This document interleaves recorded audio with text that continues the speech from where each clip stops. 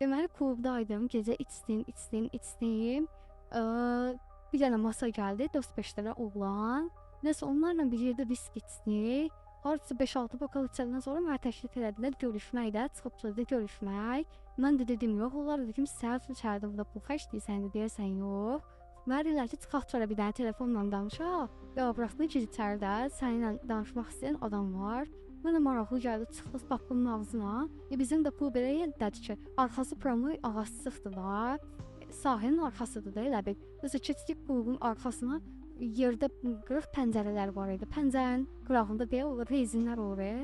Rezini çıxartdı, biri başladı mən ondan döyməyə. O biri ağzımı tutdu, biri qolumu falan tutdu. Nəsə də özüm də pis gündəydim ya. Bütün bədənim qıpqırmızı olana qədər mənə döydülər.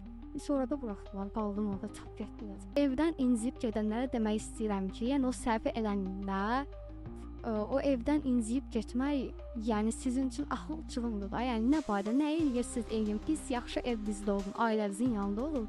Evinizdən qırağa çıxmayın.